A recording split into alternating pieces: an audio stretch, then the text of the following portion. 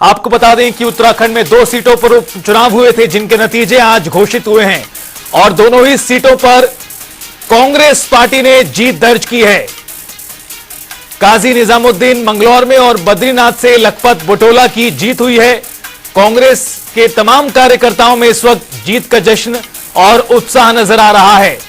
बड़ी खबर आपको बता दें, एक लंबे अंतराल के बाद कांग्रेस पार्टी के लिए उत्तराखंड में अच्छी खबर सामने आई है। 2 सीटों पर कांग्रेस पार्टी जीत गई है। दोनों ही सीटों पर उपचुनाव हुए थे जिस पर कांग्रेस पार्टी ने जीत दर्ज की। हालांकि आपको यह बता दें कि मंगलौर की सीट पर जो मुकाबला था बहुत ज्यादा कांटे की टक्कर का था। आखिरी राउंड तक ये पूरा मुकाबला चला है मंगलौर की सीट पर, लेकिन आखिरी राउंड में जो कांग्रेस के प्रत्याशी रहे काजी निजामुद्दीन, उन्होंने जीत दर्ज की बहुत कम अंतर के साथ। दूसरी तरफ बद्रीनाथ सीट पर कांग्रेस पार्टी ने एक ठीक ठाक जीत दर्ज की है और इन दोनों ही सीटों पर हुई जीत को कांग्रेस पार्टी के तमाम कार्यकर्ताओं में खुशी का माहौल है। जश्न इस वक्त मनाया जा रहा है। तस्वीरें आप लगातार देख पा रहे हैं, चाहे जीते हुए प्रत्याशियों की बात हो या फिर कांग्रेस पार्टी के प्रदेश अध्यक्ष का जिक्र करें, सभी बड़े नेताओं में इस वक्त खुशी का माहौल है। कार्यकर्ताओं में उत्साह इस वक्त नजर आ रहा है। दरअसल 2 सीटों पर उपचुनाव हुआ था। एक सीट पे उपचुनाव का कारण था जो कांग्रेस के विधायक थे वो बीजेपी में शामिल हो गए थे लोकसभा चुनाव से पहले, और दूसरी सीट पर बीएसपी के एमएलए का निधन हुआ था। इस कारण से इन दोनों ही सीटों पर उपचुनाव हुए, लेकिन उपचुनाव के जो नतीजे सामने आए हैं वो कांग्रेस पार्टी के लिए एक बहुत बड़ी अच्छी खबर, गुड न्यूज की तरह साबित हुए हैं। दोनों ही सीटों पर कब्जा जमाया है कांग्रेस पार्टी के उम्मीदवारों ने और इसमें बीजेपी को एक बड़ा झटका लगा है। दोनों ही सीटों पर बीजेपी की हार हुई। लखपत बुटोला कांग्रेस के जीते। बद्रीनाथ सीट पर मंगलौर में काजी मोहम्मद निजामुद्दीन की जीत हुई एक क्लोज फाइट में। दोनों ही सीटों पर जो उपचुनाव के नतीजे थे वो आज घोषित किए गए हैं। 10 तारीख को मतदान हुआ था और उसके बाद किस तरह के रिएक्शन सामने आ रहे हैं। प्रियंका गांधी ने लिखा है, भारत की महान जनता ने ऐतिहासिक लड़ाई लड़कर अपनी आजादी और अपना संविधान हासिल किया है। प्रियंका गांधी आगे लिखती हैं सोशल मीडिया पोस्ट में, जिन्होंने संविधान को बनाया, जिनकी संविधान में आस्था है, वो ही संविधान की रक्षा करेंगे, और जिन्होंने संविधान लागू होने का विरोध किया, संविधान की समीक्षा करने के लिए आयोग बनाया, संविधान खत्म करने का आह्वान किया, अपने फैसलों और कृत्यों से बार बार संविधान और लोकतंत्र की आत्मा पर प्रहार किया, वो नकारात्मक राजनीति वाला संविधान हत्या दिवस मनाएंगे ही। साथ ही साथ उसमें लिखा, एक तरह से बीजेपी पर उन्होंने सीधा कटाक्ष किया है बिना नाम लिए। ये शानदार जीत है। इस जीत के लिए मैं मंगलौर की जनता को और बद्रीनाथ की जनता को बहुत बधाई देता हूं। ये जनता जनार्दन की कृपा है।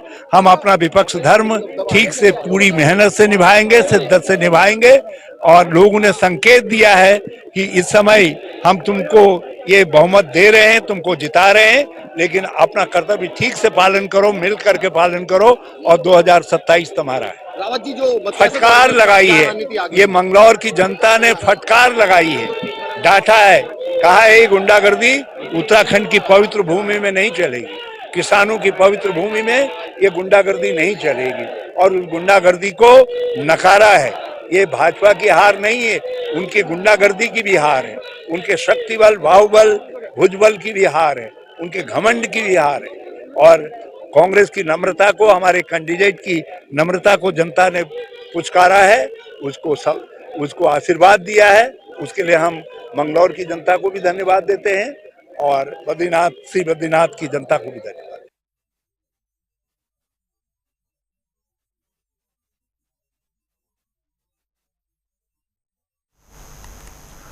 तो सुना आपने पूर्व सीएम हरीश रावत को किस तरह से खुशी का इजहार करते नजर आ रहे हैं, और ये तस्वीर देखिए, प्रदेश अध्यक्ष को सभी कार्यकर्ताओं ने कंधे पर बैठा लिया है। और दरअसल ये खुशी का मौका कांग्रेस पार्टी को उत्तराखंड में काफी दिनों के बाद मिला है। ये कारण भी है इस तरह से जीत का जश्न मनाया जा रहा है। आपको बता दें कि लगातार एक के बाद एक चुनाव उत्तराखंड में कांग्रेस पार्टी हारती रही। विधानसभा चुनाव की बात करें, अन्य छोटे चुनाव हुए उसमें हार हुई। लोकसभा चुनाव में बुरी तरह कांग्रेस को हार मिली।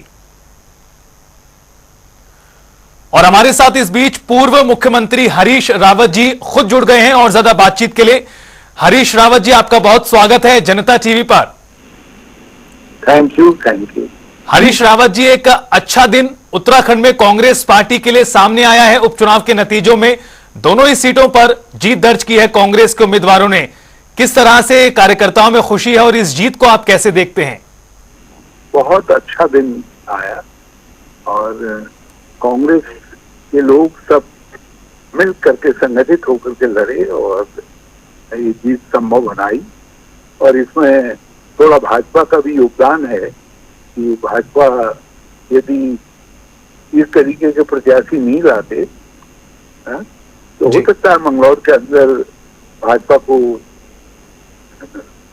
जो है मार तो खानी पड़ती, मगर लेकिन जितना अपमान उनको अपमानित होना पड़ा कि आप ऐसे व्यक्ति को लाए और जनता ने दुत्कार दिया, सारी ताकत, सारा धन दौलत, झंडा, पुलिस बल, सब बल, तो इससे भाजपा के लिए ये बड़ा आज का दिन एक बड़ा कटु दिन साबित हुआ। तो फिर न तो मंगलौर और न उत्तराखंड इस बात को भूल सकता। और मैं मंगलौर के लोगों को बहुत धन्यवाद देना चाहता हूँ। अब कोई उत्तराखंड में थैली के बल पर, लठ और पिस्टल के बल पर राजनीति करने के लिए नहीं आएगा। व्यक्ति 10 बार सोचेगा तो फिर बहुत ताकत, थैली और सब धन बल लगाया, पूरी पुलिस प्रशासन का सहयोग भी मिला उनको, लेकिन उसके बावजूद जनता ने नकार दिया। और बद्रीनाथ के अंदर एक जो उम्मीदवार थे, उस उम्मीदवार को दंडित किया लोगों ने। उस उम्मीदवार को जनता ने कहा कि इस तरीके का व्यवहार सम्य नहीं है, क्षमा नहीं किया जा सकता, तो उनको दंडित किया। और उन ऐसा करने के लिए भाजपा को भी दंडित किया। हरीश रावत जी, बीजेपी के लिए, जी सर माफी के साथ आपको रोका। हरीश रावत जी, बीजेपी के लिए ये एक बुरा दिन है जिस तरह से आपने कहा, कांग्रेस के लिए कितना बड़ा दिन है ये? बहुत ही बड़ा दिन है। इससे हमें एक ऊर्जा मिलती है। आपने अभी अपने इंट्रोडक्टरी रिमार्क में कहा कि एक के बाद एक चुनावी हार के बाद ये ऐसा लगा जैसे जून की तपती दोपहरी में जो है आसमान से बादल बरस गए।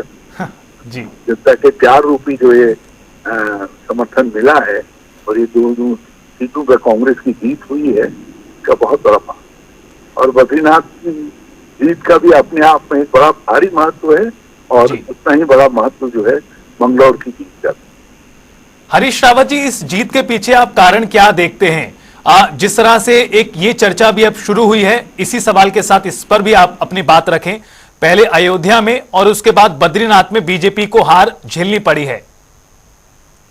देखिए, जब आप धर्म का और उसमें देवी देवताओं का एक्सेसिव उपयोग करते और कभी कभी आप बड़ी भारी गलती कर जाते।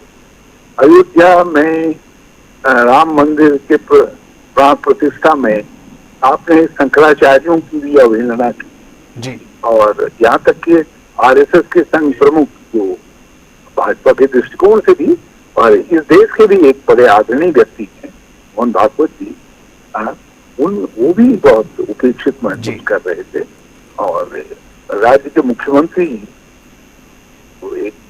उनके राज्य के अंदर एक प्राण प्रतिष्ठा हो रही है और सबसे पहले राम जन्मभूमि के साथ उन्हीं का गोरखनाथ मठ जुड़ा था। उनके जो गुरुदादा थे उन्होंने ये अभियान प्रारंभ किया था, फिर उनकी गुरु पिता ने इस अभियान को आगे बढ़ाया था और उसी को ये भी योगी आदित्यनाथ भी बढ़ाते रहे, लेकिन उनकी भी उपेक्षा की। एक तो वो, दूसरा जो ये नारा लगाया बीजेपी ने, हम राम को लाए हैं और अब हम राम को लाने वालों को लाए जी। मतलब अपने को राम को लाने वाला जो भाजपा ने बताया और मोदी जी को बताया, वो मैं समझता हूँ राजा रामचंद्र जी न्यायकारी देवता हैं, उनको ये अखर गया, जी। उनको अखर गया।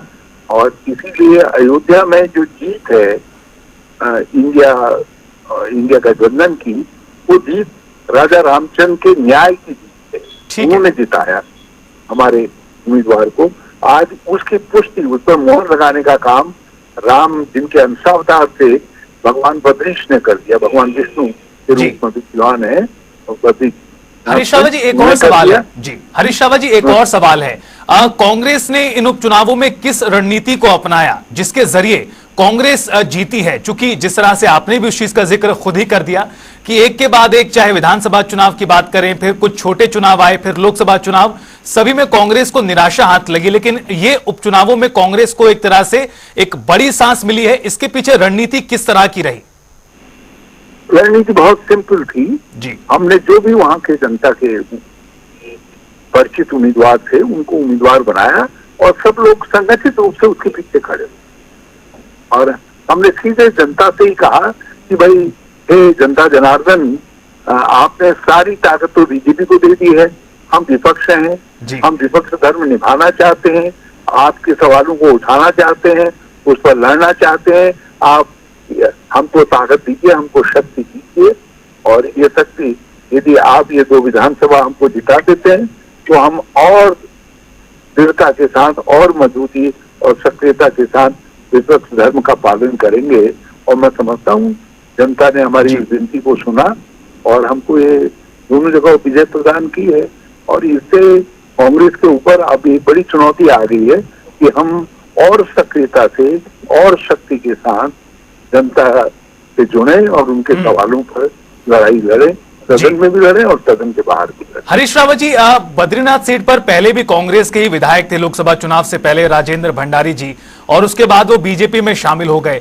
लेकिन मंगलौर की सीट पर आपने विजय फहराई है, जीत आपकी हुई है, यानी एक सीट आपकी बड़ी है। यहां पर आगे का रास्ता आप किस तरह से देखते हैं? आप आगे का रास्ता कांग्रेस के लिए, कांग्रेस में एक नया उत्साह पैदा हुआ जी, नया जोश पैदा हुआ है। ये जोश उतना ही बड़ा है जितना लोकसभा के चुनाव जीतने के बाद होता है। ये बड़ा जोश है कांग्रेस के अंदर, क्योंकि लोकसभा की हार के बाद पूरी तरीके से हताशा थी, निराशा थी।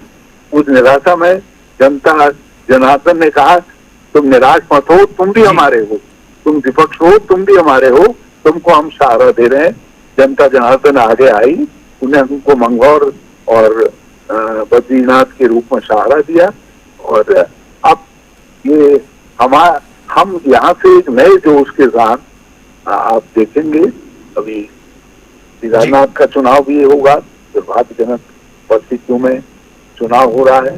फिर उसके बाद ये आएंगे नगर निगम के और इनके चुनाव और पंचायतों के चुनाव आएंगे और हम हर जगह बीजेपी को हराएंगे जी। और हम अब विधानसभा तक लगातार बीजेपी को हराते रहे। हम ये जो नई अर्जित शक्ति है, इस शक्ति को हम अब क्षीण नहीं होंगे।